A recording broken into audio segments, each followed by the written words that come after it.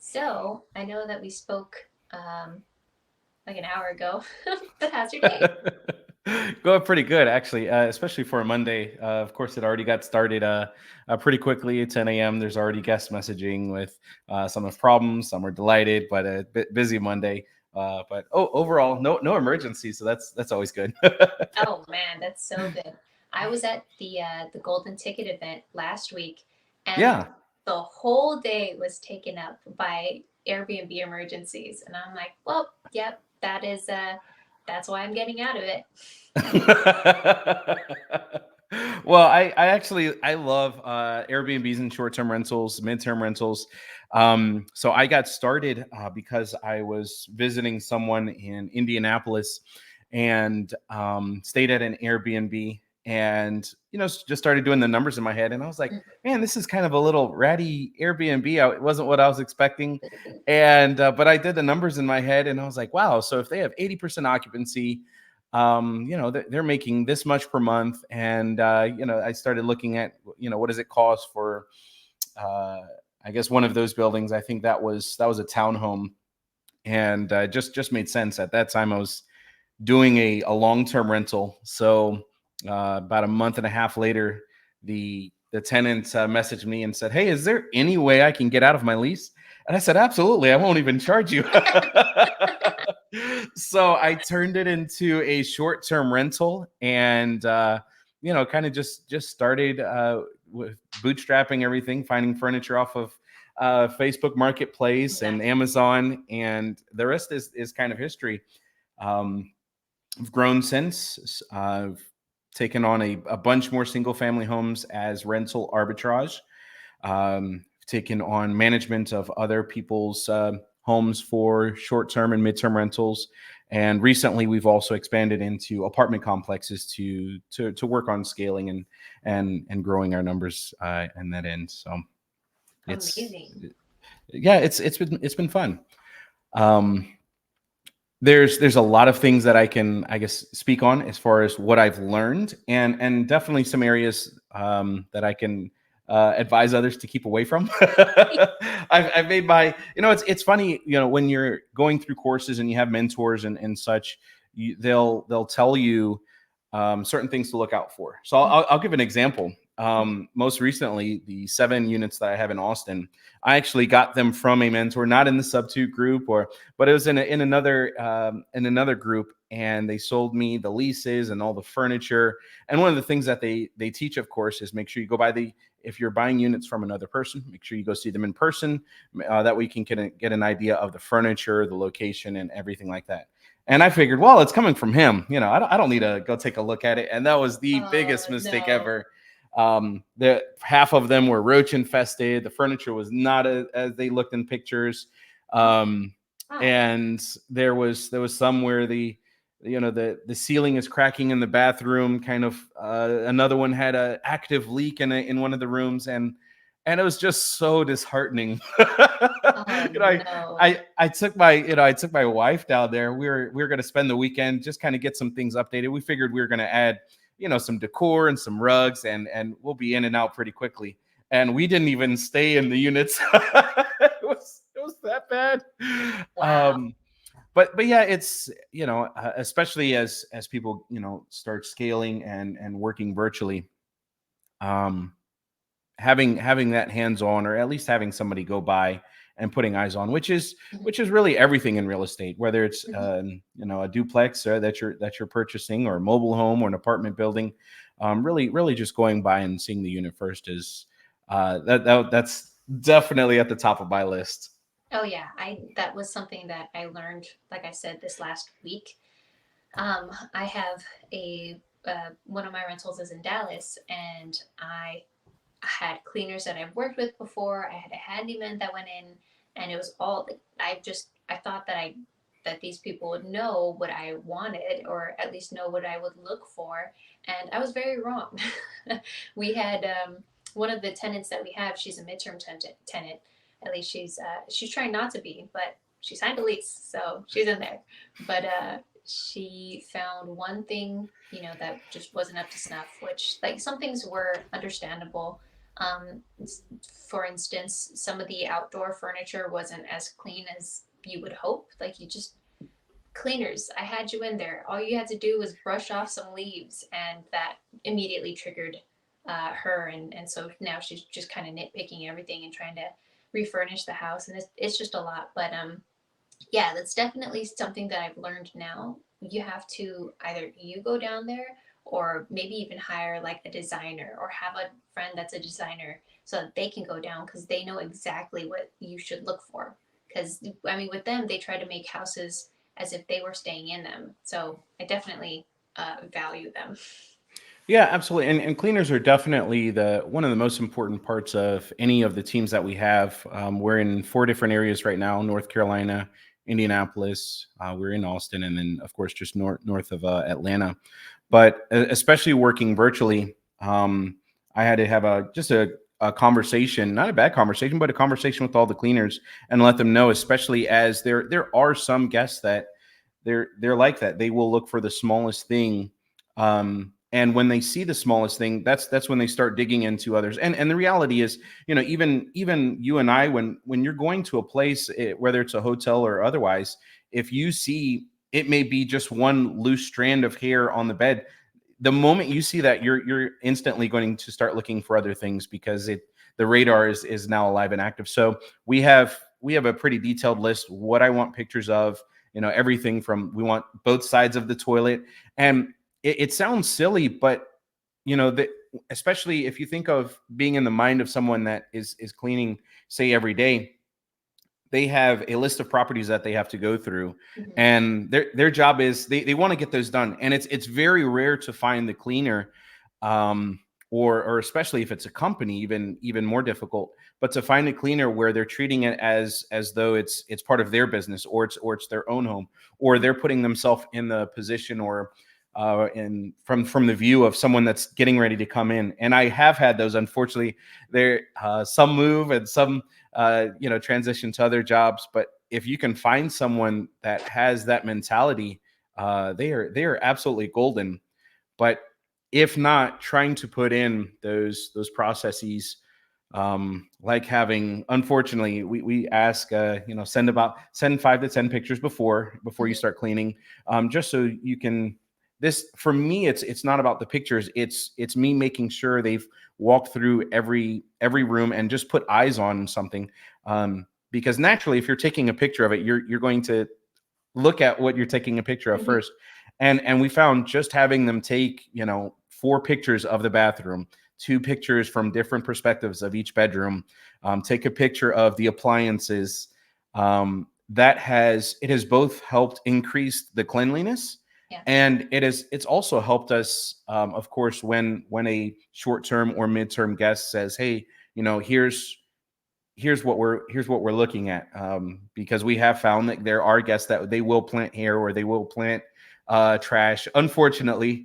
And in my mind, I'm not there, so I kind of wonder, did was it actually clean? But when we Mm-hmm. look at the pictures, and then we look at the pictures that the guests have sent, it's very obvious, um, at least most of the time, something's not quite adding up. So I found huge help.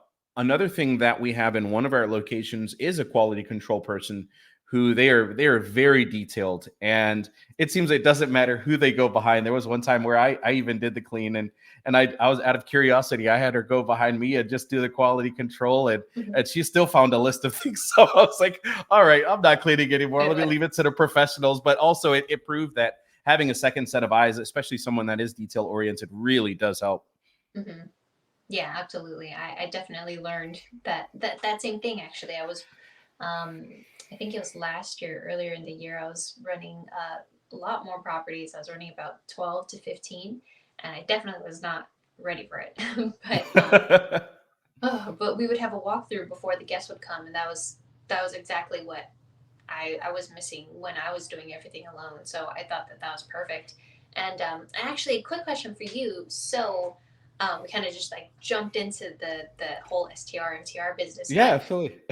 who are you a little bit more? I know you were telling me that you've done flips, or at least mobile home flips, or and wholesaling. So how did you, what have you done? How did you even get into this space? And is this what you do full time? Yeah. Oh gosh. So yeah, I actually started right out of college as a truck driver, semi truck driver, and I did truck driving for about 12 years. And of course, in all of that time on the road, it gave opportunity for books and courses and getting into the books that most investors will recognize, like Rich Dad Poor Dad and Richest Man in Babylon, and then moving on to podcasts like Bigger Pockets and just hearing all of the different aspects of real estate. I started dipping my toes into different areas. I did wholesaling and made money there. Um, I still do it a little bit, but it's not my favorite. I'm definitely I'm an introvert at heart, and even things like a podcast, I have to mentally prepare myself for. Um, where our team right now, we're working on social media and marketing, and the topic of social media and me putting more videos and contents out there is just it is at the bottom of my list, and it's the bane of my existence. But nonetheless, so I did truck driving for 12 years. Then I moved out of the house that I was living in at the time, moved into a mobile home.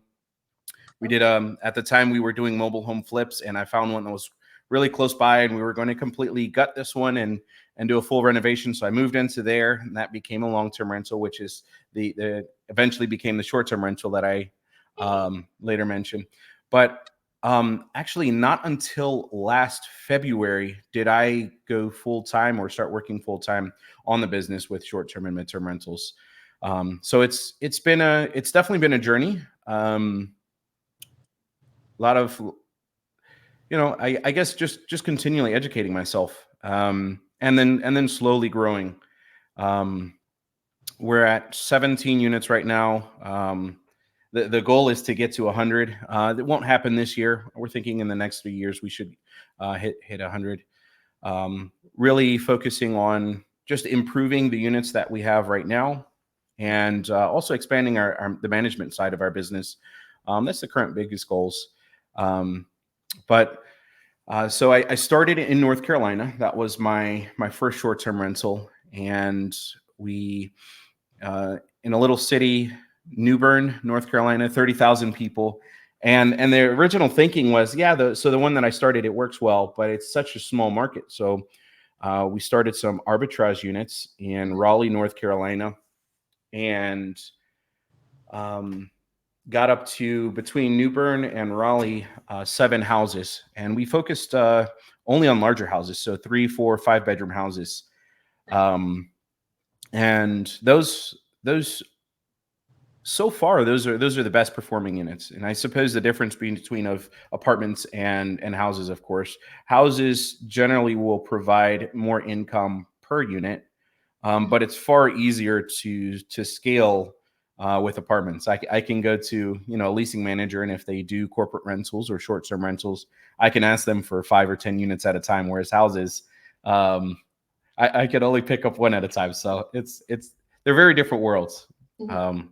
But yeah.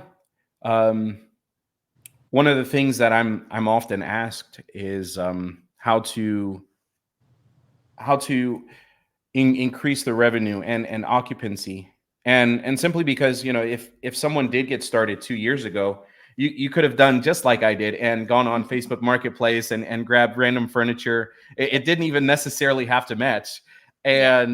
and they would do well.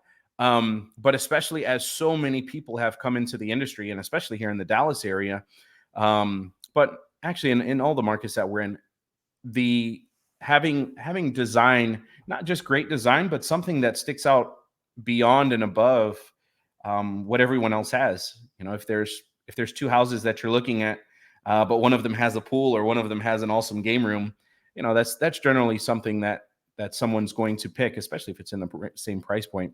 So it's one of the things we're going through with some of our portfolio, especially the ones that we started at the beginning, going back through, taking a look at the furniture, taking a look at the design, taking a look at to see if there's something that sticks out, whether it's an egg chair or a pool table or a foosball table or even an Instagram wall, so that somebody can take pictures of themselves and of their vacation with. But That's probably the biggest thing that we're seeing is it's no longer an industry where you can just get a little bit of furniture, take some pictures, and be successful at. So there's definitely others too, but that's the biggest one that definitely seems to come across when people are sending me pictures of their unit. Mm, definitely. Yeah. It's interesting because I went into the arbitrage space as well in 2022. And I mean, that Airbnb was still a full on business. So it's interesting to go back now when I was first learning about Airbnb when I was a teen or maybe even younger. And, I've read blog posts about that before, like, because I forgot.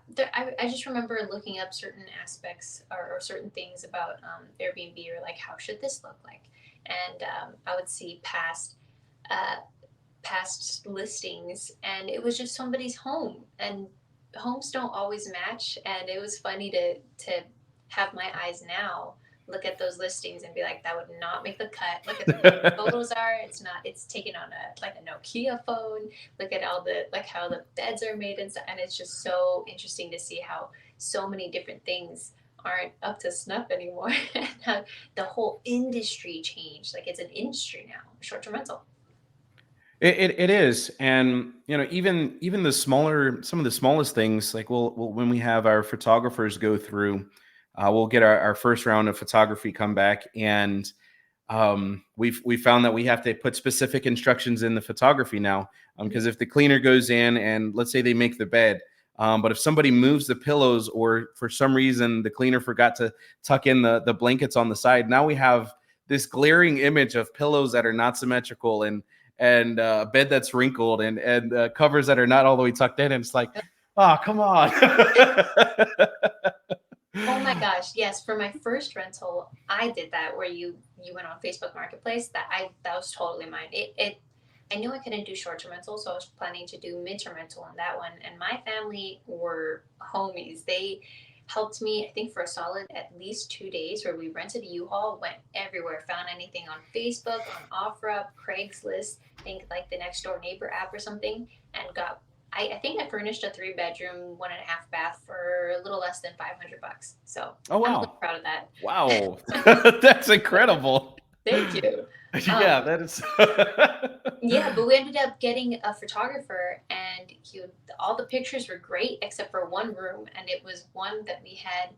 I think we had forgotten that one of the towels was wet, and so we couldn't use the dryer. Something happened where the towel was sitting on one of the chairs, and he took the picture with the towel on the chair. I'm like, that is awful. What are you doing? It's obviously not supposed to be there, and he wouldn't go back. So then I had to go back and take photos, and it didn't match. I still put it up, but I was just like, Yeah, this is awful. yeah, it's definitely a very different industry.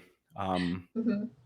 and then I suppose the other thing that is becoming very popular now is as you mentioned, midterm rentals, especially during slow seasons, and as hosts are finding um, more and more headaches with short-term rentals, and as a side note, it's something that I have to continually remind myself and my team that not every guest is a headache, and most people really are coming to they're coming for a wedding, or they're coming in town for some conference, or they're coming in town to see family, and their their goal is to come and be on vacation. And so sometimes what I'll do, and I actually did this last week while I was in Austin doing just some upgrades on a couple of things.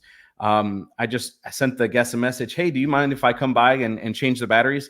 Now, yes, the battery's on the lock, it can definitely change, and it can definitely wait until after they're gone, but it gives me an excuse to come by and just say hello with the guest. Hmm. And it's so often it's so delightful to see um people in person on their vacation. And I don't stay long, I don't invite myself for dinner or anything, but but just to come in and say hi, and and introduce myself, and the joy that people do have, especially on vacation, it's very delightful. And it's something that I think a lot of short-term rental hosts have to continually remind themselves of, is the hospitality aspect, and putting yourself in that position, or in that perspective of the person that's coming to rent the house. But going from there to, yes, there are a lot of headaches, and that's one of the reasons why that and slower seasons occupancy, a lot of hosts are moving to kind of the midterm rental space, which can also be very profitable. But the two industries, they're really very different.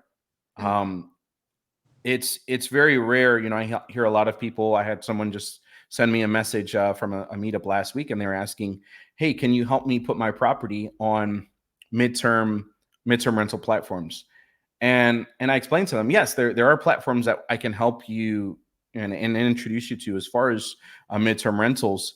But especially for my company, we're not just putting them on, say, Furnish Finders and Corporate Housing by Owner and on a couple groups, but we're actually contacting companies where, we'll contact a State Farm, just here in Richardson, if we've got a unit. Just north of Dallas. We'll contact, and we go in Austin. We're contacting Tesla, and we still get no's, just like you would in wholesaling, or if you're trying to in any other industry, you're still getting no's. But it's finding those connections and finding multiple companies. The other issue there is, if the one that you have is filled, either because you've allowed some short-term rental, 3 weeks out, or the one that you have right now is filled because you only have one unit, that also becomes a problem. Because the reality is, anybody that's trying to place people, they want to make as people want to do as little work as possible. So if I know that there's one individual and they're able to house my people every time that I call, I'm going to call them. Mm-hmm. But if there's a single homeowner, or if there's a small management company that maybe only has a couple units, and every time I call they don't have any vacancy, I'm probably not going to keep calling them. So it's a little bit of, it's networking with other hosts to be able to provide housing, even if I'm not directly involved, or if I'm not directly receiving income from it, but also making sure we have enough inventory. And then just the network itself of talking with companies and insurance providers, or I guess it would be insurance adjusters in reality, and relocation companies. Um, but depending on the company, those can be just as profitable as short-term rentals, especially once you consider things like cleaning fees. Yeah, absolutely. I have a couple, or at least I have one that's a luxury midterm rental in Dallas as well, and that's does really well. Sometimes I have a headache with it, with some guests that are incredibly nitpicky.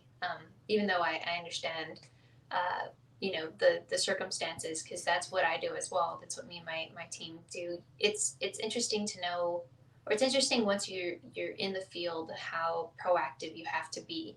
You can't just assume, oh, I'm just gonna get bookings because my place is on Airbnb, or I'm just gonna get bookings because it's on Zillow or on booking.com. You have to continually check your listings. You have to make sure that all the photos have to be rearranged every so often if you're not getting enough bookings, having to go through the descriptions and having to go to make more relationships with different agents and all of that. It's a lot of work. Do you Yeah. yourself? No, so when I started full time, I actually started with a team of three virtual assistants. Nice. But that's a whole other topic with virtual assistants. Now we're down to just myself and one virtual assistant, and she does the she does the work of probably three people herself. And which it's been incredible. And so, but between the two of us running, it is definitely a lot of work. But no, I could not possibly do it all myself. Having a team is absolutely, it's yeah, especially at I suppose if I only had three, maybe four properties, I could do it myself. Um, but where we're at now, even with a good portion of our portfolio being midterm, it's not possible. It's not possible. Well, I don't think it is. Maybe somebody, I suppose, if you had enough automations, and we already have many. Um, There's yeah, I don't know that it would be possible. Yeah. because the other reality is still running the back end of the business itself. There is the bookkeeping, Mhm. there is managing the pricing, um, there's so much more than just guest communication and dealing with maintenance and uh, dealing with inquiries, dealing with company inquiries. Yeah, it's a lot. Do you work with the team yourself? Um, yes and no. So I do a I have a primary role in all of the rentals that I have, and I partnered with people on all of them, but somehow I am, I don't know. I think I'm really good at just taking the lead on things. So I take it, and so I just kind of run them. And whenever I'm like, okay, I'm mentally exhausted, or I've already checked out, I don't even care anymore. I delegate all the work to them. It's like, hey, pull your weight. Awesome, awesome. So you do mostly partnerships then? I do, yeah. I like Awesome. sharing the burden. That's smart.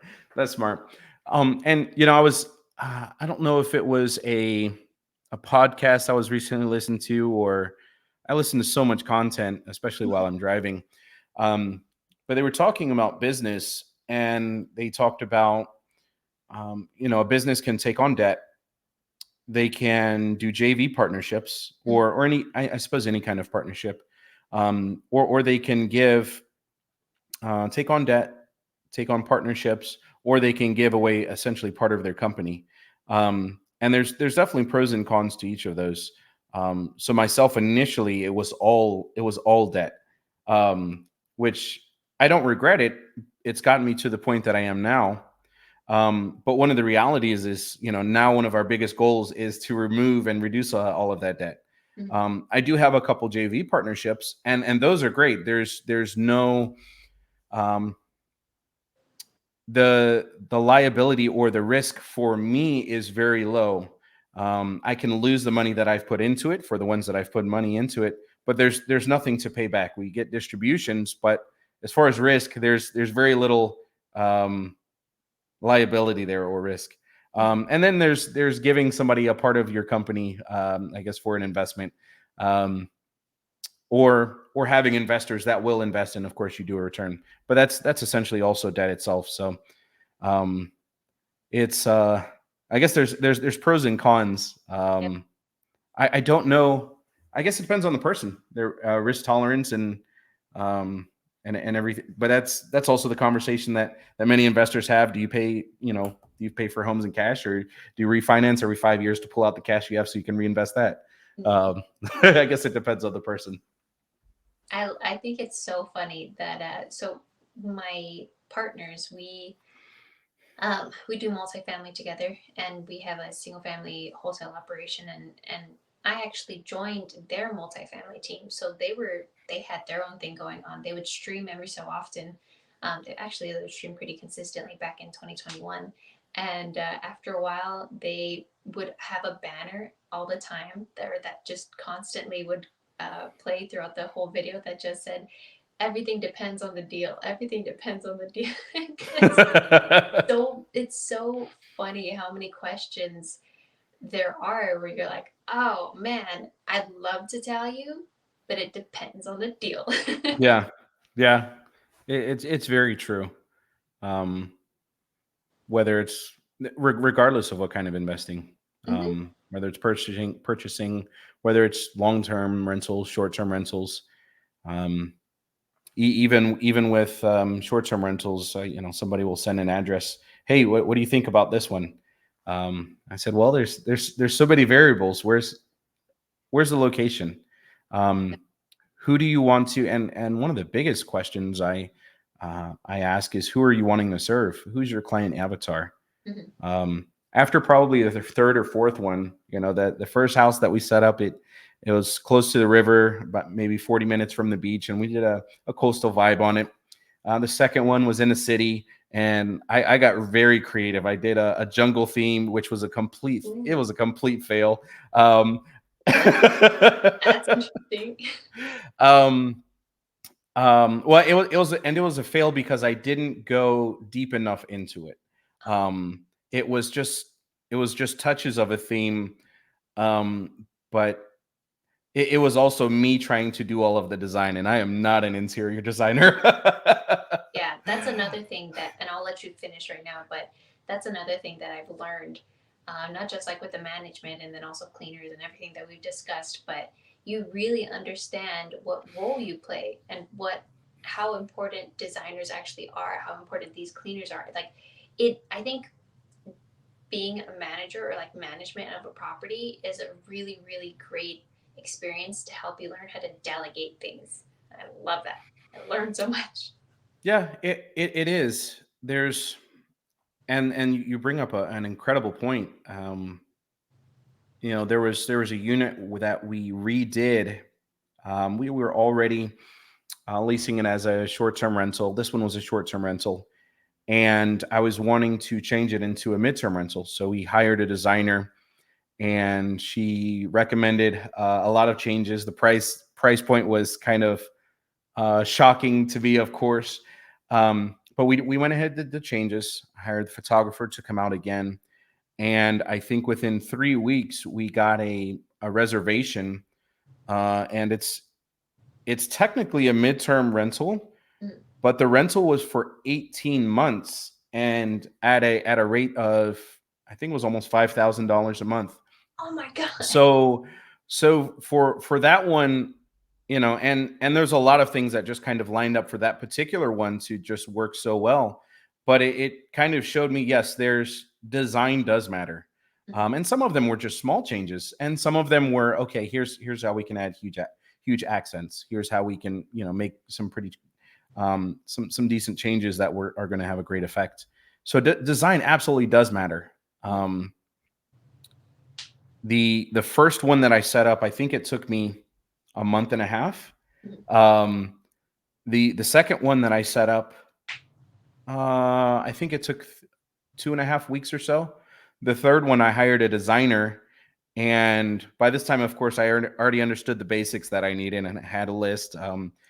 And the third one, I had a designer, and we were able to get it completely furnished, all of everything moved in 2 days. And this was a 3 bedroom, 2 bathroom house. But that was not me doing all of the work. It was me Mhm. hiring a crew to assemble furniture, and me hiring someone else that could pick up furniture from a U-Haul storage that we had already purchased beforehand, and hiring a handyman that could hang all of the decor, and making sure the cleaners are there on the morning of day 3 right before the photographer comes. But yeah, that's absolutely my favorite, because it's exhausting. And every time, when I was doing it all myself, every time I'd come back from Target or Walmart or wherever else, Home Goods, to pick up that one thing I needed, I'd get Mhm. back to the location and realize there's 3 more things that I forgot, and I have to go Mhm. right back out. You have no Felt idea like how many times I would run to the 99-cent store to get like the smallest things. yeah, yeah. The Dollar Tree and 99 cents, or they can definitely be wonderful stops, especially for things like wine glasses. Yeah. There's so many things where we don't necessarily need IKEA or some of the more expensive stores, because no one's going to tell the difference on. Well, I'm sure there will be someone, but most of my clients and guests are not going to be able to tell the difference. That's funny. Yeah, and oh, another thing that I learned about the hospitality industry, at least if you're working in it or like what we're doing, like we're managing or pretty much managers in the hospitality industry, um, I guess like sharing a smile and being overly friendly can really go a long way. I remember with my second Airbnb that I got, that one was like an actual short-term rental, and I arbitraged it. The home came with a hot tub and a pool. Or actually, we put in amenities like pool tables and a pool in the back because it's in Joshua Tree. And there would be times where the hot tub would just stop working, and I wouldn't know why. I didn't know if it was an electrical issue or an issue with the hot tub. And the guests would tell me, "Hey, like we booked for this hot tub," and I would just say like immediately I would say, "Okay, I'm gonna try to get somebody out there. Your first night is either discounted or refunded." Like I would do as much as I can. And I was trying to be so understanding and so nice and really just like, I get it. I'm so sorry. And then they would leave 5 stars and they wouldn't even mention it. Like, all right, cool. Yeah, just simple hospitality. It goes so far. And I suppose it's something that we mentioned because running a business, it's a lot of facts, numbers, locations, communication, but then trying to change that mentality back to, okay, I'm talking to a guest. It is a difference, and it's so important. A lot of guests just simply want to be heard. Mm-hmm. Hey, we have an issue. Um, whether it's someone, we had one where someone brought some kind of bugs into one of the units, and we didn't know it until the next guest arrived. Mm-hmm. And we knew it was the previous guest because they had been there for, I think, 4 months, and no complaints whatsoever. They love the place. We check in, every 2 weeks. Hey, and anything needed, anything we can help with, and nothing whatsoever. Did a deep clean, and of course, the cleaners, they did mention, hey, we did see a couple dead bugs. I'm not sure if it's an issue or not. And we're like, okay. Um, and sure enough, the first night we get a message from the guest, hey, there's bugs everywhere, and it's one of those. Oh no. So we very similar. We sent them a full refund for the first day and just told them, hey, look, if you'd like to find another place, I completely understand. We'll refund the rest of your trip. If you do want to stay, we have a pest control coming out tomorrow. I'm happy to stop by and take a look at myself or send someone from the team. But I'm very sorry that you had to walk into this situation. And them simply, their response was, well, we like our privacy. Can we wait for pest control to go to till after we leave? And I'm like, well, we do want to solve that problem. Yeah. but I find so often that people just want to be heard, Mm-hmm. want to be recognized. So it's definitely, it's a huge part of the business. Mm-hmm. Um, Yeah. Perfect. You learn a lot. It was definitely not what I was expecting going into it. I mean, I wasn't expecting. I don't even know what I was expecting going into the rentals. It just sounded cool, and everything that I've done has been arbitraged, so it seemed like a great way to dip my toe into things. I didn't have to put a lot of money up front, and then I also partnered with people, so I wouldn't have to put even more money up front. And Yeah. and as I was getting into it, it kind of felt like a game, and it seemed like a lot of fun. So the fact that I've learned all of these things that we've mentioned, like it it it's just nice. It felt like I was like 2 feet deep into a pool and learning all the shallows, and then whether good or bad, I was thrust into the deep end and I've just been swimming, and yeah, I'm really glad that I was able to manage as much as I did and for how long I've done. Um, Definitely glad I'm getting out. Definitely glad that you're liking it and that you're staying in. Oh, question. How did you manage? I guess okay. So I was going to ask, how did you manage them when you were a truck driver? I know that you said you had 3 VAs, but is it either way? Like, is it just you and the VAs? You don't have any partners or anything? So on let's see, the first three, I didn't have any partners whatsoever. I did hire someone to do just guest communication. When I first got in, the I didn't have the processes in place and like some of the house rules in place that to help protect the properties, to help relieve my headaches. And so I did hire someone to help with guest communication, and they were great. The An extrovert, just loved people. I would just look at the messages and laugh, because it's not something I would ever respond with. But the guests would have entire conversations with this person about their life, and so I did have someone that helped with the guest communication. At that point, I still handled everything else except for the cleaning.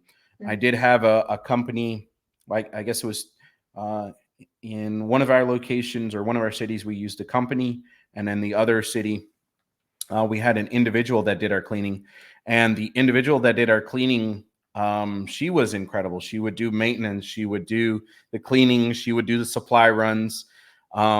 So yes, it to say that I did it all would not be correct. I did have someone's help with guest communication.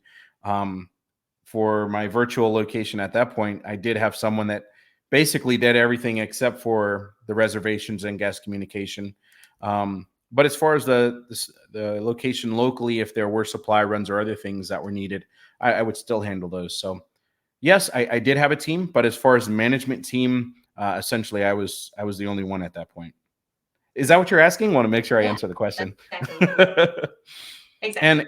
and then I guess as I prepared to. It did help having a location that was 2 hours away because it was just far enough away where I'm not going to drive all the way over there to go drop off paper towels. And then that's where we learn things. Of course, there's always Amazon delivery, but learning that there is Instacart for Hmm. paper delivery, or even Walmart. Walmart, of course, has same day delivery with a lot of things. Learning those kind Yeah. of things for supplies, and then from there it was, especially as we started getting multiple properties, trying to find the right person that would do like a quality control. Um, where we can't quite hire them on salary. We an hourly would be fine, but we probably only have 3 or 4 visits per week.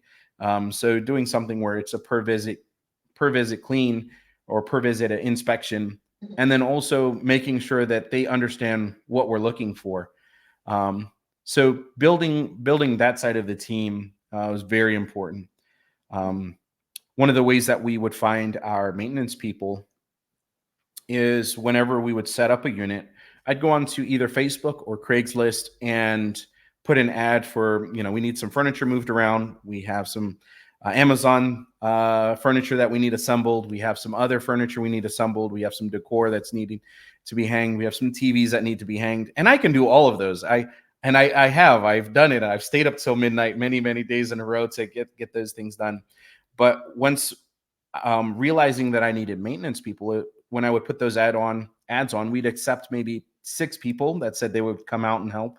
And the reality, because it is Craigslist or Facebook, probably only 2 or 3 are going to show up. And the goal is to hopefully one of those 3 people are going to be someone that you can call because a sink is clogged, or because you know they flush the toilet but the toilet just keeps running, or um, some of the smaller maintenance type thing, the door lock doesn't seem to be locking all the way. That's how we would find some of our maintenance people. But building that team out, especially virtual, because at this point all of our locations are virtual, Hmm. becomes incredibly important. And then of course, building on backup cleaners, backup maintenance people. We don't have any backup quality control, but that's usually a quick 15-minute visit, unless there's something terribly wrong. Yeah. Shouldn't be anything super crazy. No, every so often there is, um, sometimes at some of our locations, we'll have a cleaning company or a cleaning team, and they'll do well. Always do well to start with. Well, usually do well to start with. Um, but after months, it seems like things are starting to get missed, and we'll have conversation, and we still have the pictures. But at some point, um, firing a company or firing an individual, in it's hire slow and fire quick. Unfortunately, it is business. We I definitely want to keep good people on board and continue to work with them. But when there's been a mistake, and then the next week there's another huge issue, or um, at some point we have to move on, because if a guest comes in and a carpet is not clean, so the guest vacuums the carpet and they're showing me how much dirt was on the carpet, that's not good.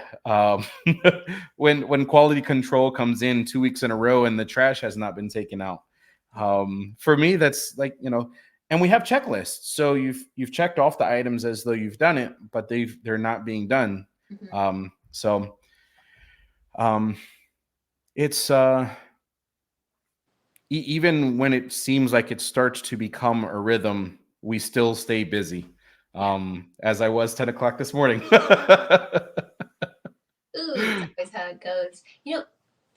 One of my last questions, because I've loved talking about all of this. I had a lot more questions, but we already talked about them as we were, Sure. or at least you did. So thank you.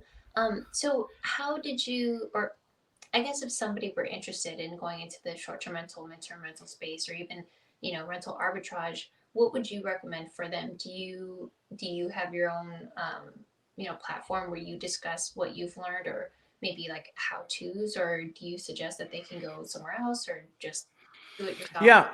Yeah. So one of the, I guess it depends on which direction someone's really wanting to go.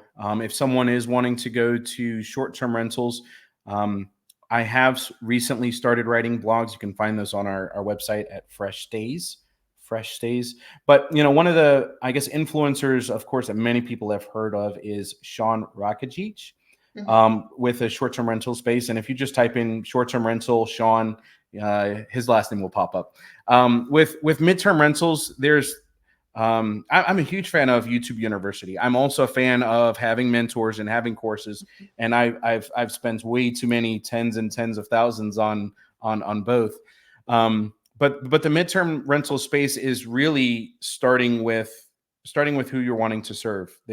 I've met owners of great companies that do midterm rentals, and they only serve, or they mainly cater to people that are checking out of a hospital, and doing recovery. So obviously their locations are going to be very close, and they are very close with, um, I don't know the correct name, whoever's discharging the patients at the hospitals. But their website's very catered to it. Their homes are very are catered to it. Their decor is, and everything is. So it really, especially with midterm, it's really figuring out who you're wanting to serve. To just simply say I want to have insurance guests.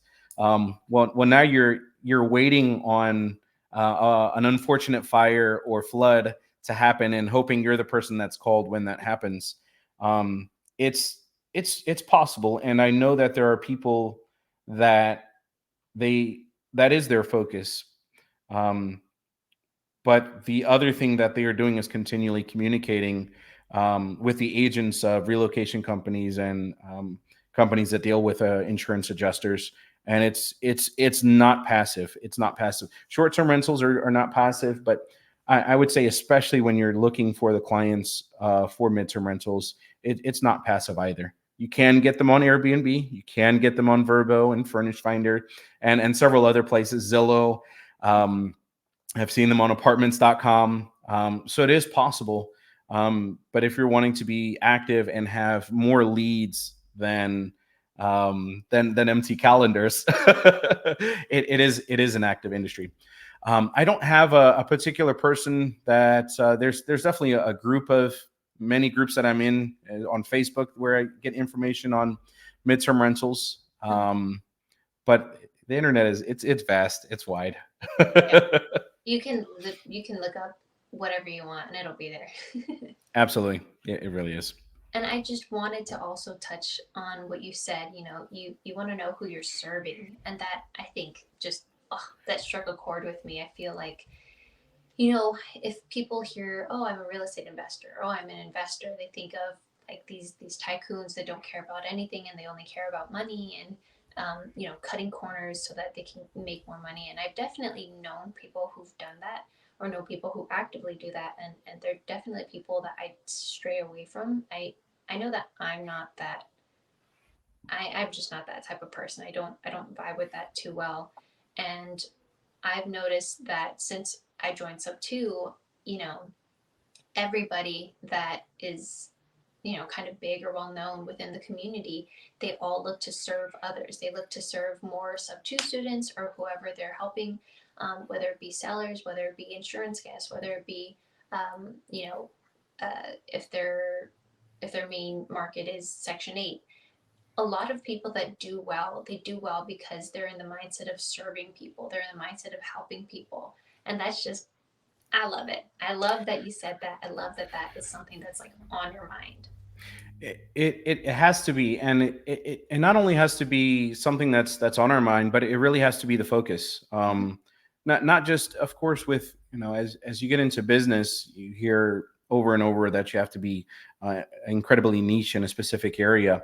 And yes, I found as the more niche that we go to, as far as serving a particular client group, the the the better that we do. But the reality is, once you figure out who do I want to stay here, and then put yourself in that place, everything becomes incredibly simple. If I start with who I want to serve, the location that I find the properties become simple. If I start with who I want to serve, what I actually put in there is so much easier. Um, I don't need a designer as much, because I already know that a family is going to need multiple beds. It'll be helpful if I have um, a crib or a playpen in there. It'll be helpful if I have board games or something for them to do.